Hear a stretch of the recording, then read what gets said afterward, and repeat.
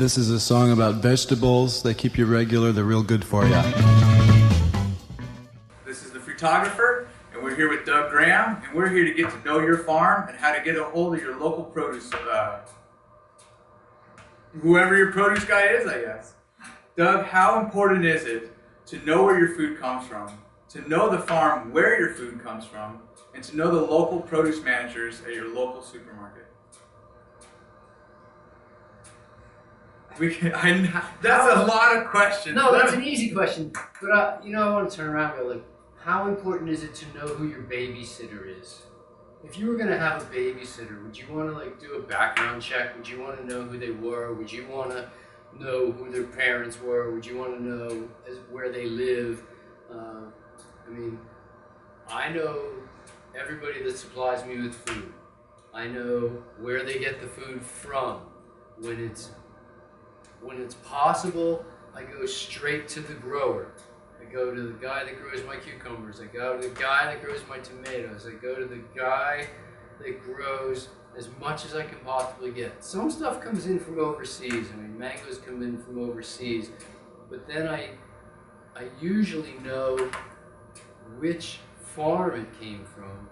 And whenever possible, I reach out to that farmer. I shoot him an email or send him a phone call and say, look, I just want to tell you I really appreciate this, or I have a question or two about this.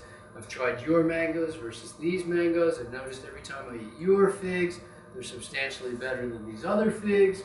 And what are you doing? And how come your figs are always better? I want to know as much as I possibly can about where my food comes from. I do not just accept that it just appeared on my doorstep. It doesn't. So I know the first names of my produce managers in all the different grocery stores where I shop. And if I go to my mom's house, I go meet the produce manager when I get in the store. Even though I'm only likely going to go a couple times a year to that store.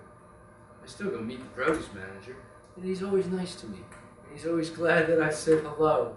And they always have time. They always have time for that. It's like, oh, a potential customer, they definitely have time. It's part of their job. I was in a store at my sister's house. I only go once a year, but I met the produce manager, and I told him how nice the food was. I was really impressed with the food, and I was looking for one item. He goes, I don't think there's more, but let me go check. And he went and checked him back. He was gone for 10 minutes. He must have really checked, or got distracted, but he really checked. He came back and said, I'm sorry, what's on the shelf is all there is. But I'll have more on Thursday, or you can go to any of it. And he told me the names of 3 other stores that were about 15 miles away. So you can go to any of those 3, they all have the item right now. If you just go over there, you can go pick it up. It's very helpful. I want to know about the food. Anytime I can know the actual farmer, that's a huge plus. I definitely agree, Doug. In fact, most of the produce I get is from my local farms and locally from wholesale, and I grab everything in bulk. And once I got to know my produce managers and the farmers, they were much more willing to work with me, and the amount of produce I got and the quality of produce I got went through the roof. Yeah, the quality went up, the price went down. Yes. The service improves. They start treating you like a person instead of just an anonymous customer. And I like that. I prefer to relate to people. I want to know their name. I want to be able to say, hi, Adam, and not just, hello, Mr. Photographer, and I want to be able to special order. I really like to be able to special order. I do too. Next time you go up to London, could you please look for this? Because typically, as much as my suppliers are in the business of supplying fruit or veg, they often don't know as much as I know, or I don't feel they do, about the specific things I want. They might know more about other things. And so there's been times where I've had to explain to my produce supplier, look, I know you can find really inexpensive mangoes, and I know you can find really expensive mangoes.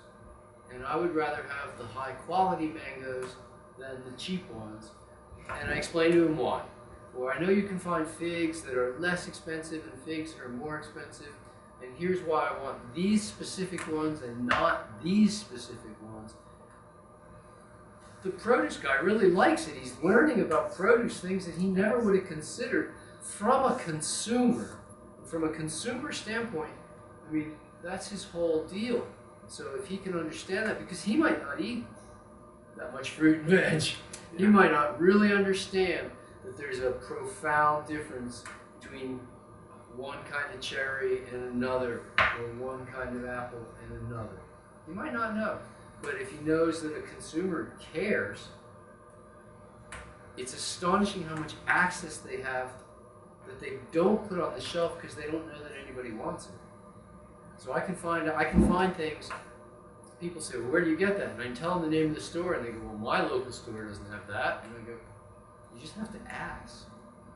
I actually found out that there's sheets that they go by, and that doesn't necessarily mean that what they have in the store. And so I look over the sheets and I find out all the time what's available. I don't look at the store shelves. I look at what's available for them to order, and I order through that. Sure. And in fact, just like with what you said, I've had my produce manager actually come up and ask me questions while I'm at the store for other customers. I've given lessons to almost all the guys at the produce store about mangoes and why I want Irwins, or why I want Kits, or why I want Kents, and why I don't want certain varieties. Look, if you buy those varieties, I'm not going to be buying your mangoes this week. Mm-hmm. And it has affected the way they buy. It really has. I mean, I see what's on the shelf. It's changed what's on the shelf. I like having that positive influence, but I like also that they invite me to get what I want. They say, look, order it. We'll get it for you. We'll have it for you in 2 days, or we'll have it for you in 3 days, and just let us know in advance. And that way, it's like you almost get the feeling they really care. They really do care that you get what you want. And when I walk into the store hoping to buy 80 mangoes, and there's only 7 on the shelf, and they go, it's just a special order, and we'll have them for you. We'll have all the mangoes waiting for you that you could ever want. And I go, okay, get me 12 cases of mangoes, please. When can I have them? And they go, Friday. Okay, I'll pick them up on Friday. I've noticed as well that I've developed such a relationship with my produce stands that when I call up, they actually know me by voice now. I don't even have to say who it is. And through that connection and within that connection, they'll actually call me when there's special deals going on. So usually what they'll do is they'll call the preferred customers and they'll say, we've got a special, we can only get so many cases of peaches at this deal. And I'm one of the first people they call. They call you if they have something they need to move. Mm-hmm. They call you if there's a good price on something. If something really exotic, special, good comes in, they call you and tell you that it's there so you don't miss it. I've had my produce guy call me up and say, this hasn't happened often, but he has called me up and said, I got bananas that I can't sell. Do you want a couple cases? I'll give them to you. I've had that happen. I've had the same thing happen with peaches. 4 cases of peaches one afternoon. I mean, it was a no-brainer. He's given them to me. Now, one thing that I've found too is that I've bought so much produce from the farmers and in bulk that once I had the connection, I was able to find out about their number 2s or their stuff that they can't sell after the farmers markets. And I found that I can get a tremendous deal in bulk for a very low price once I had that connection. Have you found the same thing as far as just number 2s? Or? Certainly. I mean, I get my tomatoes directly from the grower. I go to his house and I get my tomatoes straight from the grower. And he actually has 3 classes of tomatoes. He's got tomatoes that are his number 1s. Mm-hmm. He's got number 2s that he sells to me for half price. So I get the wholesale price half, which is, it's an astonishing low price. You know, I feel like I'm getting quite the bargain. But then he also has tomatoes that have been damaged in such a way that he's not allowed by law to sell them. But when he's culling his tomatoes, he just puts those in a box. And I would say about half the tomatoes I get are those. He's not allowed to sell them. And when I offer him money, he goes, no, I can't take money for these tomatoes. Just take them. And I'd say about half the tomatoes I use in the course of any year are free tomatoes from the grower. He just gives them to me because he appreciates my customer. I appreciate your patronage. The rest of the year, he knows I'm going to be the first one in the season. I'm going to be the last one to buy from him at the end of the year. He knows I'm going to buy, what, 250 cases of tomatoes every year, you know, and It's a lot of tomatoes. yeah, it's a lot of tomatoes. It's a lot of tomatoes. So that relationship has definitely been beneficial for you to eat this way then. He takes me through the greenhouse and teaches me about how he grows the different varieties. Every different variety is growing 18 different varieties, and has taught me about each one and what its peculiarities are. I'm very interested in this stuff, so I like the learning process. But I like the fact that if something good comes in, he's going to let me know. Meanwhile, if I can do anything for him, I'll certainly let him know. And it's developing friendships. Friendships go a long way.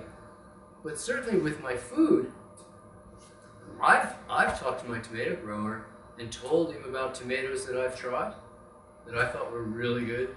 Mm-hmm. And then he'll plant a row of those. Just based off of your Yeah. recommendation. Yeah. I've had that happen a couple times. I've had it happen in Florida. I've had it happen in England, where farmers will plant a row of something just because I said, man, I had this in California, or I had this in Denmark. It was just astonishing. And can't we grow it in England? Can't we grow it in Florida? And the answer is always yes. They love to rise to that challenge. I've got a farmer now in Oregon doing the same thing. Planted a row of marrow for me even. And I had to send him seeds from England because he couldn't get marrow in the States. That sounds incredible. That leads us into the other issue that I'd like to focus on as well, is the vibrancy and the life of the food. So for me, when I go directly to the farmers, I've noticed that there's an incredible increase in the overall life and the vibrancy and the energy that I get from that food versus buying it off the shelf from a regular supermarket. Have you noticed that as well? And if so, are the number 3s and the number 2s just full of vibrancy as well? Oh yeah, the quality doesn't go down that I've found. I don't see any difference 1, 2, 3. I have not. In fact, perhaps the 3s have been the best. I agree. They split. They were just growing so intensely that their skins couldn't hold continuity, but the fruit inside is just luscious. Or they got a little stem damage in it from another plant. I mean, it's not that there was something wrong with them, they just couldn't be sold as number 1s. And once the skin is damaged on a fruit, it can't be sold as a number 2. Mm-hmm. So number 2s are usually just misshapen or something like that, pocked a little. So everybody knows, I hope, that homegrown food tastes better. And it doesn't matter what you grow. Homegrown corn can't be topped. Homegrown tomato, homegrown cucumber, doesn't matter what it is. I maintain about a 6,000 square feet garden at my place. It's a communal garden, and I just have a patch within that 6,000 square feet, and the food that comes out of that, I mean, the lettuce tastes like candy. It's just remarkable to me. I mean, I've never had raspberries taste like the raspberries off my own canes. And so by knowing the local growers and getting the food as fresh directly from them as I possibly can, I find that it's almost as good as homegrown, if not as good as homegrown, if you know the grower. And they do a great job. But there's something about fresh food. You know, when I talk about whole, fresh, ripe, raw organic plants, it's not like raw is the only thing that's important or organic is the only thing that's important. All 6 of those parameters are important to our health. And fresh implies you have a better chance of getting fresh if it came from locally. It doesn't make locally magically better for you in some way, but it's just got a better chance of being fresh if it's locally grown. If it had to come from around the world, I mean, it can only be so fresh. Yes. You know? And you find there's a lot of varieties of a lot of plants that make their way to the store because they ship well, not because they taste the best. So the growers will tend to grow things that ship well. But if you ask them to grow things that taste really good, I mean, I have a friend that's a mango grower and he didn't want to grow a certain kind of mango, but he got requested by a guy in Japan to grow a certain kind of mango. Like 10 acres of a certain kind of mango. That's a lot of mangoes. And yeah, when you figure the average tree is making 1,000 pounds of mango, and you're putting about 100 trees on an acre, this is a lot of mangoes, right? Yeah, it sounds like it. And the guy said, well, he didn't really want to grow that. The guy said, look, I'll buy your whole crop in advance. It's April. I'll buy next October's crop. You know, he goes, I'll grow it for you. You know? How can you say no to that? So I've done that on occasion. But look, I'll commit to the whole crop. You grow them, I'll eat them. There's no such thing as too many cucumbers. I can eat a lot of cucumbers, or my family will go through.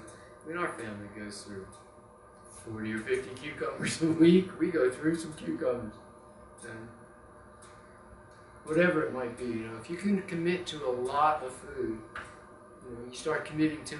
You can walk into any grocery store, commit to buy a case of something, and he'll get it for you. Now, the other thing I've noticed too is that exactly like what you said for local, that usually local tends to be more fresh. And what I've noticed is when I go directly to the farm, whereas at the supermarket, they might have picked things early before it was ripe, allowing it to ripen in the store. Such as tomatoes are often picked green and then allowed to ripen in the store. Whereas if you go directly to the farm, I've found that I'm able to get things that have ripened from the soil, ripened on the vine, ripened from the tree. The taste is just magnificently better. The flavor isn't the only important part, but really in many ways the flavor is what matters. The flavor is what matters, and the fact that it's also more nutritious, well, wow, it's even more nutritious. We're eating a diet of whole, fresh, ripe, organic plants. I'm not worried about my nutrition, but if I can eat the food that tastes really good and it's more nutrition, it hasn't been aging, and all the antioxidants haven't been getting used up, I mean, it's better for you, and you can tell it tastes better. I agree. So this is the Fruitographer. It's frutographer.com, and we're here with Doug Graham. And would you like to let us know where we can get a hold of Sure, you? you can always come to me at foodandsport.com. It's the word food, the letter N, and the word sport, foodandsport.com. If you typed in 10 letters, you spelled it correctly. And it's a treat to be here with you, Adam. It's fun to spend time. I look forward to eating a lot more fruit with you. All right. Thank you, Doug. I appreciate it. It's a ton of fun. All right. Go to health, everybody. Yes, and once again, find your local produce market, find your local farms, and get to know your farm. Thank you. Call any vegetable, call it by name. Call any vegetable, call one today.